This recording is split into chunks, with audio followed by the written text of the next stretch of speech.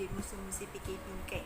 Okey, hari ni Iman dan rakan-rakan Iman yang lain nak ceritakan satu filem yang sangat sesuai ditonton oleh golongan remaja di Malaysia, golongan remaja masa kini, zaman milenial ni yang ada di Malaysia, dan juga golongan ibu bapa zaman milenial ni yang masih berada di Malaysia. Okey, nak tahu cerita apa tu ataupun filem apa yang kita orang nak ceritakan dekat anda semua yang menonton video ni. Jadi, jom kita tengok trailer ni dulu, okey? Kapan jadiannya? Anaknya sopan. Kayaknya baik ya. Nenek, Majuan. Aku pasti gay ya. Jangan dong. Ra, Bim. saya akan tanggung jawab. Kamu mau tanggung jawab kan? Iya kan? Mulai hari ini. Jangan bilang. Lo tau gak sih kamu tuh goblok namanya. Can anybody tell me? Can anybody tell me? Can anybody help me? How to, what to do? Katanya mama mau kasih banyak ke Tante Lia sama Om Adi. Soalnya mama gak yakin lo bisa ngurus. Gimana kalau nanti anaknya panggil kamu Om, Dara dipanggil Tante? Gak bisa mereka begitu aja seenak-enaknya. Jadi, kehamilan di usia Dara ini resikonya sangat tinggi. Tubuhnya Dara itu belum siap. Aku serius, Ra. Aku serius waktu aku bilang gak akan pergi ninggalin kamu lagi.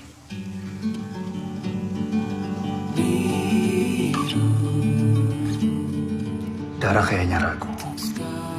Coba kamu ngomong sama dia. Ini demi anak kamu juga. Filem Dua Garis Biru arahan Zina Eswan. Filem yang berasal daripada negara Indonesia. Filem ini mengisahkan tentang Bima dan Dara, iaitu pasangan kekasih yang masih berada di bangku sekolah, yang mempunyai latar belakang keluarga yang berbeza dan mempunyai pencapaian akademik yang sangat berbeza juga. Bima dilahirkan dalam sebuah keluarga yang tak terlalu senang dan tak terlalu miskin, iaitu keluarga yang sederhana yang tinggal di sebuah kampung kecil, dan dia mempunyai prestasi pelajaran yang sangat teruk. Nak dikatakan Bima ni ialah pelajar tercorok lah dekat kelas dan sekolah dia. Okey, berbeza pula dengan Dara. Dara dilahirkan dalam sebuah keluarga yang sangat-sangat senang, sangat mewah. Tak terlalu mewah tapi senang lah dekat Indonesia tu kan. Ada rumah yang selesa, ibu bapa diorang juga berkarier yang dengan karier yang sangat hebat. Dan Dara ni juga merupakan salah seorang daripada top student di sekolah dan di kelasnya. Dara mempunyai satu cita-cita yang sangat tinggi, Dia nak melanjutkan pelajaran dia ke negara Korea Selatan setelah ditamatkan pelajarannya di sekolah menengah. Kenapa dipilih Korea Selatan sebagai tempat dia nak sambung belajar? Sebab dia ni terlalu mempunyai minat yang sangat mendalam terhadap industri K-pop. Jadi dia pilih Korea Selatan sebagai negara yang dia nak sambung belajar. Okey. Bermulalah titik permulaan kenapa cerita ni dinamakan Dua Garis Biru. Satu hari, perkara yang tidak sewajarnya berlaku terhadap Bima dan Dara. Sebelum tu, saya dah Iman cerita korang apa yang berlaku. Okey, Bima dan Dara ni, diorang selalu balik sekolah sama-sama. Setiap kali habis sekolah, diorang akan balik sekolah sama-sama. Dan Bima akan singgah dekat rumah Dara sebelum dia pulang ke rumah dia sendiri. Okey, apa perkara yang tidak sewajarnya berlaku tu? Okey, kita dah tahu yang Bima dengan Dara ni sepasang kekasih. Jadi perkara yang tak sepatutnya berlaku kepada diorang tu adalah diorang melakukan hubungan intim secara tidak sengaja dan secara tidak sengaja, dan perbuatan tu tidak sewajarnya bagi remaja di usia diorang diusia diorang untuk lakukan lah kan, sebab diorang masih remaja dan masih bersekolah. Jadi beberapa bulan setelah insiden tersebut berlaku, Dara disahkan mengandung setelah dia buat satu ujian ujian kehamilan lah, sebab dia rasa diri dia ada simptom-simptom seorang ibu hamil. Jadi ujian tersebut menunjukkan positif bahawa dia hamil, dan Bima mencadangkan supaya Dara ni menggugurkan kandungan dia, tapi Dara tak sanggup untuk gugurkan dan dia mengambil keputusan untuk jaga anak tersebut sehingga dilahirkan. Okey. Bermulalah konflik antara Bima, Dara dan juga ibu bapa diorang. Jadi satu hari perkara yang satu insiden kecil berlaku waktu diorang ni ada kelas pendidikan jasmani. Rakan-rakan lelaki classmate Bima dan Dara yang lelaki waktu tu tengah main bola macam tu lah. Lepas tu bola tu terkena dekat Dara secara macam sangat keras kan, macam terkena, and then Dara terasa sakit kat perut dia. Sampailah dia tersasul, dia menjerit kandunganku macam tu lah lebih kurang kan. And then cikgu dengan rakan-rakan dia terkejut dan rasa pelik kenapa Dara ni jerit macam tu. Jadi dia bagi tahu dekat pengetua, and then pengetua pun panggil ibu bapa Dara dan Bima. Okey, jadi dari situlah ibu bapa Dara dan Bima dapat tahu bahawa Dara ni mengandung, dan diorang sangat kecewa dengan apa berlaku. Ibu bapa Dara ni sangat marah kepada Dara, and then dia halau Dara sebab Dara diberhentikan sekolah. And then diorang tak setuju, and dia sangat marah kat Dara atas apa yang berlaku. Jadi diorang halau Dara daripada rumah, and Dara terpaksa duduk dekat rumah Bima sebab Bima kata dia nak bertanggungjawab atas apa yang telah dia lakukan kepada Dara. And then bermula episod-episod mana Dara duduk kat rumah Bima yang kecil tu, and then dijaga oleh kedua ibu bapa Bima lah kan. And, kemudian tak berapa lama lepas tu ibu bapa Dara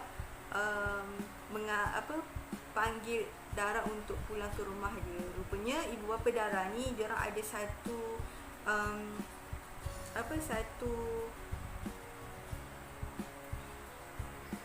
rupanya ibu bapa Dara ni diorang ada satu rancangan yang tersembunyi. Kenapa diorang panggil Dara untuk balik ke rumah diorang kan. Jadi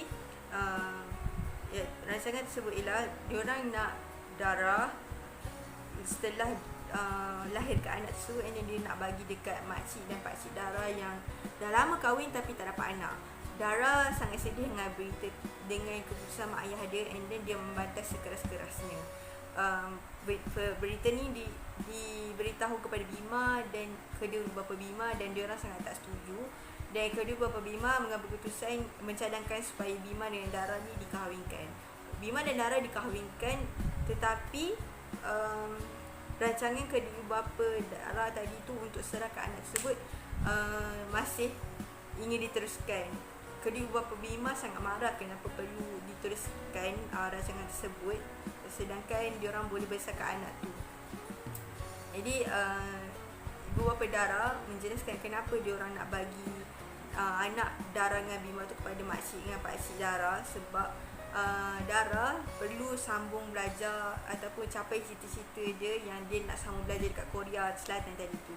Jadi Bima dengan Dara ni pujuklah mak ayah Dara supaya jangan bagi anak tu, instead of Bima ni tawarkan diri dia untuk jaga anak tu sampailah Dara pulang ke Indonesia semula. And then mak ayah dia orang setuju setelah tengok anak dia merayu-rayu supaya tak diberikan. Jadi lama lepas tu Dara pun melahirkan anak tersebut, dan anak tersebut diberi kepada Bima untuk Bima jaga sampailah anak tu besar, dan Dara pun pulang ke Indonesia setelah melanjutkan pelajaran. Jadi Dara beri anak tu kepada Bima, dan Dara pun juga meneruskan cita-citanya untuk melanjutkan pelajarannya ke Indonesia. Jadi itulah sinopsis ringkas yang saya boleh ceritakan dekat anda semua dan akan diteruskan oleh rakan-rakan saya yang seterusnya. Assalamualaikum warahmatullahi wabarakatuh. Baik, pada hari ini saya akan menceritakan isi-isi menarik dan lakon layar yang terdapat dalam filem Dua Garis Biru. Jadi, sebagaimana yang kita tahu, filem Dua Garis Biru ini menceritakan tentang pasangan kekasih yang lelakinya bernama Bima dan perempuannya bernama Dara. Mereka berdua ini berusia 17 tahun dan mereka adalah pasangan kekasih di mana kedekatan dan kerapatan mereka dalam konteks kekasih ini telah menyebabkan mereka ni telah melepasi batasan di mana menyebabkan Dara mengandung anak luar nikah.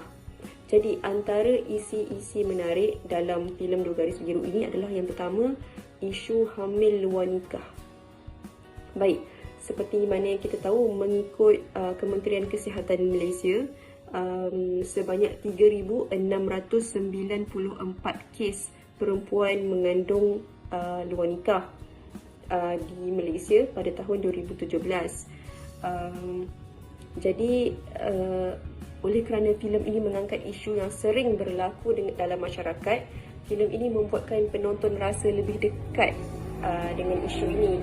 Apa yang menarik dalam filem ini adalah tindakan daripada kedua belah keluarga, lelaki dan perempuan, bagaimana mereka menangani isu ini dan apa tindakan mereka.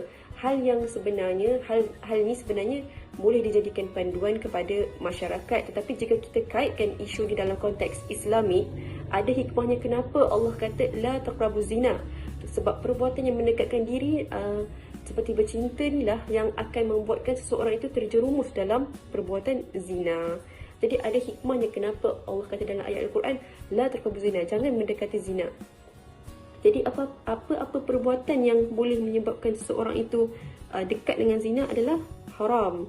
Sebab itulah Islam ini sangat menjaga itu dan sangat menjaga nasab. Jadi apabila berlakunya kes seperti ini, kesianlah dekat anak yang bakal lahir nanti. Jadi melalui filem ini, ibu bapa perlu mengambil tindakan dan cakna terhadap anak-anak dengan siapa mereka berkawan, siapa nama kawan mereka, kawan perempuan ke, kawan lelaki ke. Ibu bapa perlu ambil tahu, dan bagi remaja, filem ini boleh dijadikan iktibar supaya mereka lebih berhati-hati dalam hal ini supaya tidak terjerumus dalam perbuatan zina. Baik, isi-isi yang lain yang saya dapati dalam filem Dua Garis Biru ini adalah tanggungjawab di usia muda. Selepas Dara didapati hamil, mereka berdua terpaksa menggalas tanggungjawab sebagai ibu bapa pada usia yang sangat muda, iaitu berusia 17 tahun pada ketika itu. Walaupun Bima lahir dalam keluarga yang kita kata bukan senang, tapi itu bukanlah alasan untuk Bima lari daripada tanggungjawab, daripada situasi itulah. Jadi Bima terpaksa menanggung keluarga kecilnya itu, sementara Dara terpaksa melupakan impiannya untuk sambung belajar ke Korea buat sementara waktu. Jadi mungkin ini boleh dijadikan iktibar ataupun pelajaran ataupun kesedaran pada remaja di luar sana tentang bahayanya seks tanpa nikah ini. Seterusnya, antara nilai isi-isi yang menarik yang saya dapati dalam filem Dua Garis Biru ini adalah unsur komedi. Walaupun saya boleh katakan filem ini agak berat sebenarnya untuk kita tonton, tapi pengarah ataupun penulis skrip ini tidak lupa untuk memasukkan elemen-elemen komedi seperti watak Ibu Bima yang dilihat sebagai penghibur dengan lawak sarkastik daripadanya, dan saya yakin juga sesiapa yang tonton filem Dua Garis Biru ni akan terhibur sebanyak sedikit, walaupun filem ini dilihat sebagai filem yang agak berat sebenarnya. Contohnya dalam scene di mana Bima baru dapat tahu yang Dara ni hamil, Ibu Bima ni dia sangat risau, biasalah mak-mak kan. Jadi Ibu Bima ni diingat Bima ni ambil dadah, tapi sebenarnya tak. Jadi reaksi dan penyampaian watak Ibu Bima dalam filem Dua Garis Biru ini sangat sampai dan buat saya rasa geli hati, dan saya rasa seronok bila saya tonton filem Dua Garis Biru inilah. Jadi antara isi-isi seterusnya, isi-isi menarik yang seterusnya saya dapati dalam filem ini adalah kepentingan pendidikan. Dara dan Bima adalah pasangan kekasih yang sangat berbeza latar belakang pendidikannya. Dara ini dilihat sebagai pelajar cemerlang dalam kelas, sementara Bima pula dilihat sebagai pelajar tercorot dalam kelas. Jadi bila keluarga Dara dapat tahu yang Dara ini mengandung anak luar nikah, keluarga Dara sangat kecewa dengan Dara, dan Dara pun kecewa dengan diri dia. Sebab Dara ni dia ada impian yang besar, dia nak sambung belajar ke luar negara, ke Korea, tapi dia terpaksa lupakan impian dia untuk sementara waktu sebab dia ada tanggungjawab yang dia perlu galas, iaitu dia perlu galas anaknya yang dalam perutnya. Jadi apa yang membuatkan filem ini menarik adalah plot dia sangat menarik, sebab pada akhirnya saya ingatkan Dara ni tak sambung belajar, rupanya Dara ni sambung belajar. Sebab itulah yang buatkan filem Dua Garis Biru ni menarik, sebab plotnya dia akan buat penonton tu rasa surprise, rasa macam oh bukan macam gini rupanya, oh macam itu rupanya, oh ingatkan macam gini, dia bukan macam itu. Jadi selepas Dara bersalin, anak yang Dara kandungkan tu dijaga di bawah jagaan Bima, sementara Dara sambung belajar ke Korea. Baik, untuk seterusnya saya akan menceritakan lakon layar dalam filem ini. Bagi saya, lakon layar dalam filem Dua Garis Biru ini mudah untuk penonton faham. Maksudnya jalan penceritaannya sangat kemas dan plotnya sangat bagus, kerana plot yang disampaikan dalam cerita ini, dia tidak membuatkan penonton itu boleh agak apa yang bakal terjadi selepas ni, apa scene yang lepas tadi, apa ni macam ni. Jadi kita tak boleh nak agak macam mana. Jadi itu yang membuatkan cerita ini menarik. Walaupun cerita ini menceritakan tentang budak sekolah yang bercinta, tapi sangat menarik. Jadi penceritaan dan susunan kata serta ayat tu saya rasa sampai ke dalam hati penonton. Pemilihan kata yang sangat sesuai dengan peredaran masa kini, walaupun filem ini filem Indonesia, di mana bahasa yang digunakan adalah bahasa Melayu Indonesia. Saya rasa perkara itu tidak menjadi masalah pun, sebab Malaysia dengan Indonesia ni serumpun, bahasa pun lebih kurang sama. Cuma kalau ada beberapa perkataan yang tak faham, tak menjadi masalah kerana filem ini mengandungi subtitle, jadi boleh tengok dekat bawah tu. Setakat ni saya rasa filem ini sangat sesuai untuk setiap lapisan umum masyarakat, tidak kira ibu bapa ataupun remaja. Jadi saya sarankan ibu bapa pun boleh tonton video ni, filem ini, sebab banyak sangat nilai ataupun iktibar yang kita boleh ambil daripada filem Dua Garis Biru. Walaupun filem ini tidak menekankan aspek Islamiknya, tapi kita boleh ambil pengajaran ataupun iktibar daripada filem ini dengan mengaitkan isu-isu yang terdapat dalam filem ini dengan unsur-unsur Islamik. Contohnya isu hamil luar nikah, kita boleh kaitkan supaya kita boleh kaitkan dengan isu Islamik, di mana perkara ini perlulah kita jaga sebaik mungkin, dan perlu kita berhati-hati, terlebih khususnya kepada remaja, supaya mereka berhati-hati dan mereka perlu pandai menjaga diri mereka sendiri supaya tidak terjerumus dalam perbuatan zina. Jadi saya rasa itu sahaja daripada saya. Segala yang kurang itu maafkan. Jadi itu sajalah. Terima kasih banyak-banyak. Assalamualaikum warahmatullahi wabarakatuh. Saya akan bercakap tentang kelebihan dan kekurangan yang terdapat dalam filem Dua Garis Biru. Okey, kita pergi kepada kelebihan filem ni. Banyak manfaat yang kita boleh dapat dalam filem Dua Garis Biru ni, walaupun filem ni bukanlah berunsur Islami.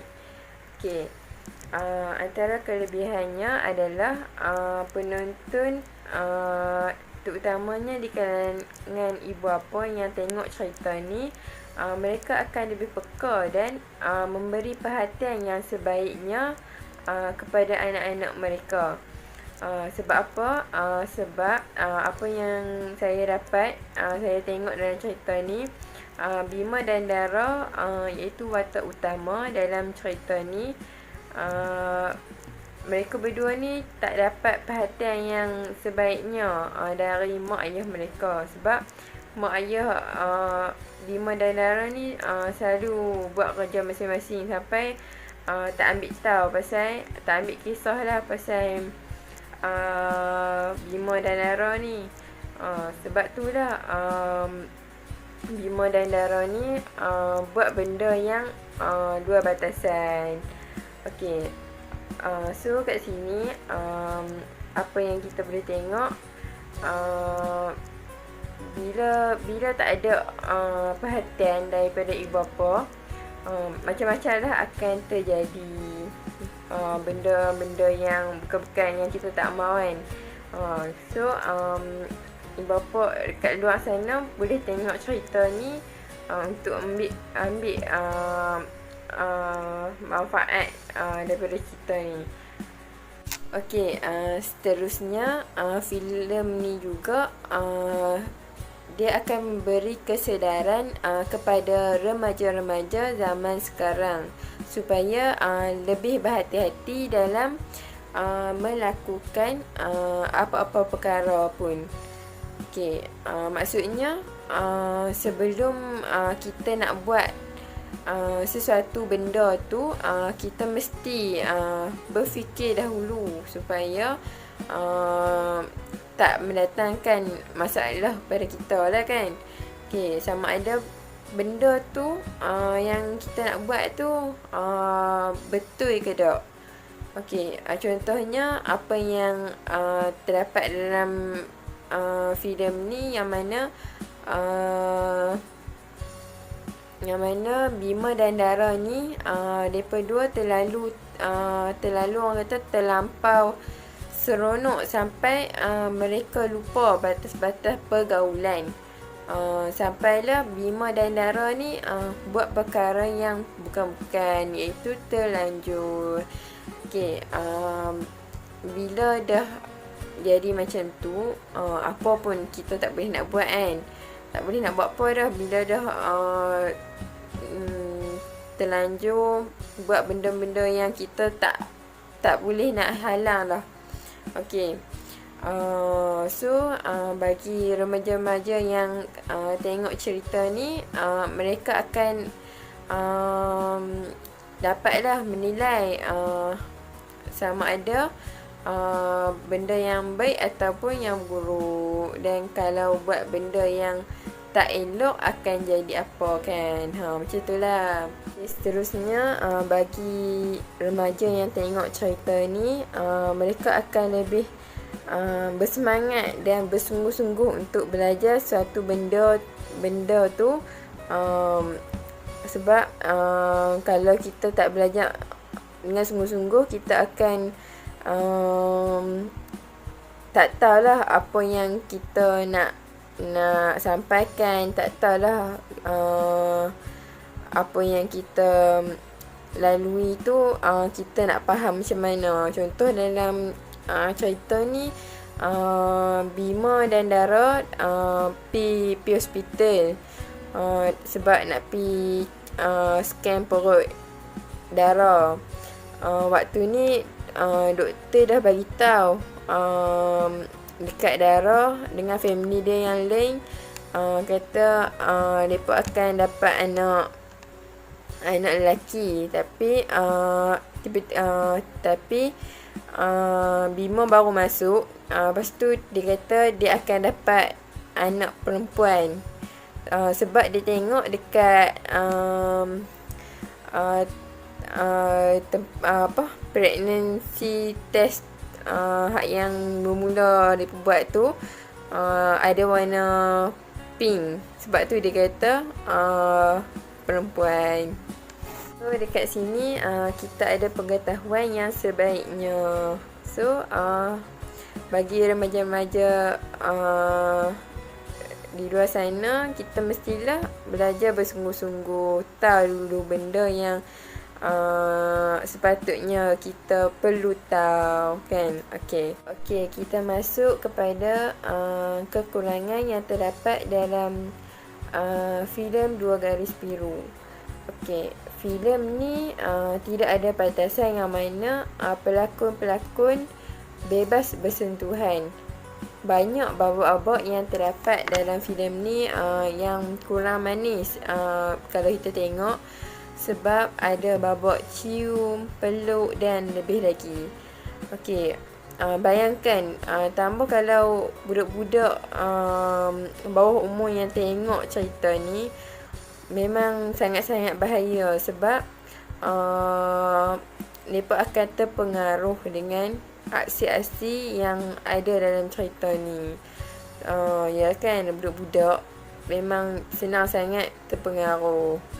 Okay. Jadi filem ni kurang sesuai untuk ditonton oleh masyarakat Islam, khususnya budak-budak, sebab macam tak elok kalau mereka tengok benda yang bukan, kan. Okay, sekadar itu sahaja. Assalamualaikum warahmatullahi wabarakatuh. Okey, saya akan memberikan beberapa nilai dan pengajaran yang terdapat dalam filem Dua Garis Biru. Okey, yang pertama ialah pengawasan daripada kedua orang tua. Okey, dalam filem ini menunjukkan bahawa pentingnya peranan ibu bapa dalam mengawasi gerak-geri anak-anak. Tambah-tambah lagi waktu mereka ini meningkat ke usia remaja, sebab sebenarnya waktu usia remaja ni bukan mudah untuk golongan remaja ni hadapi, kerana golongan remaja ni mereka mempunyai perasaan dan sifat ingin tahu dan mencuba suatu benda yang baru, kan. Itu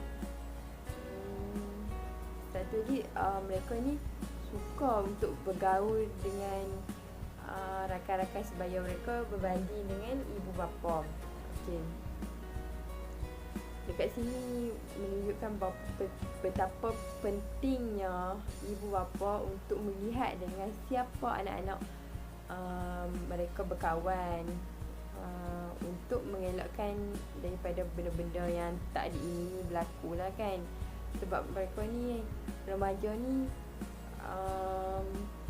senang terpengaruh dengan keadaan sekeliling, dan sifat ingin tahu mereka ini sangat mendalam, dan mereka ni dapat melakukan sesuatu perbuatan yang di luar jangkaan, yang kita sendiri tak boleh jangka lah, sebab sifat ingin mencuba, sifat ingin tahu mereka tu sangat mendalam.